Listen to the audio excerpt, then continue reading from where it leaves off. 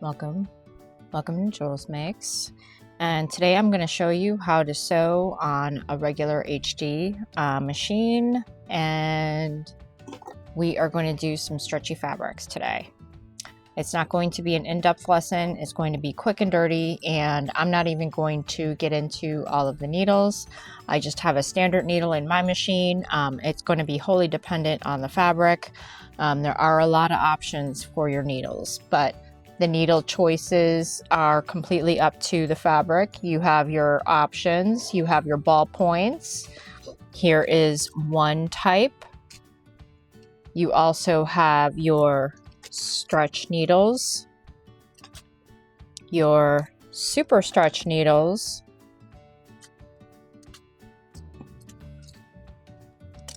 jersey needles, more samples of ballpoints by a different company, and of course your regular universal. Now, which needle do you use? That depends on your fabric. It also depends on your machine. So depending on whether or not you're skipping stitches, there could be lots of things. So it really is dependent on what your machine can take as far as the needles go, which one it likes. I don't ever use anything other than this type of, I have other stuff. I don't use it though, unless I have like a very special outfit that I use for anything in particular. But other than that, right now I just have a universal needle in there, and it absolutely works for the vast majority of the fabrics out there. However, you are going to run into problems, possibly, where the needle actually will grab the stretchy elastane that is in the elastic. So it is going to be very dependent on your fabrics. So yeah, let's get on with it. So basically, this is my HD. It's your regular heavy duty Singer.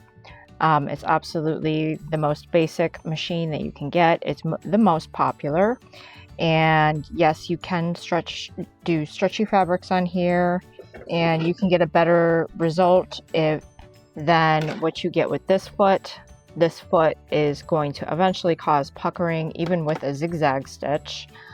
You could do smaller projects with it, but I really recommend, and that is the foot that comes with the machine, but you really do need to invest in something that is actually just for what I feel is stretchy material, and that is what is here.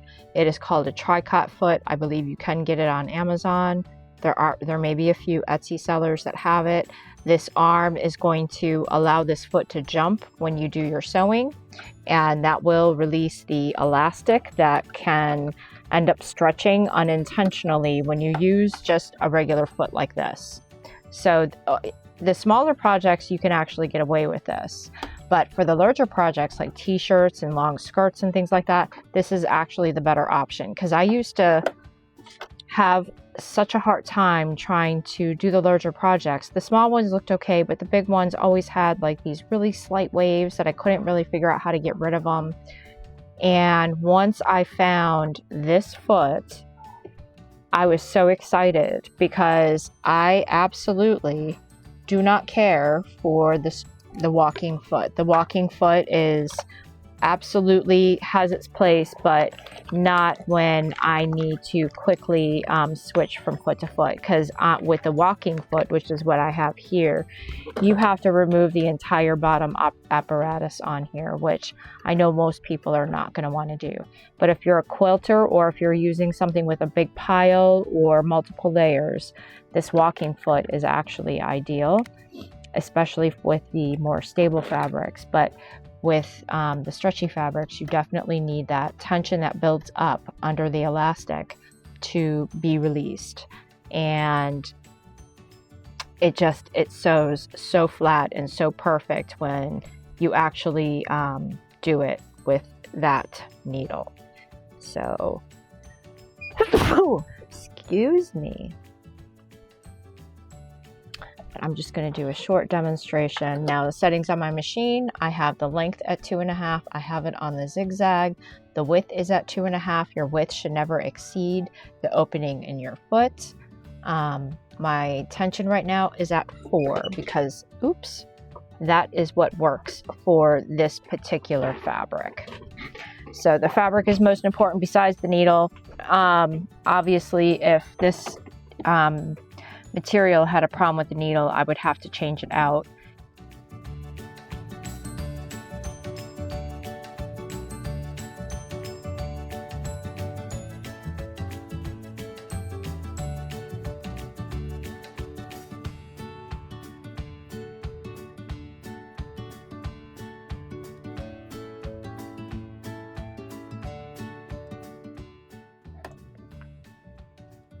So as you can see, look at how flat that is.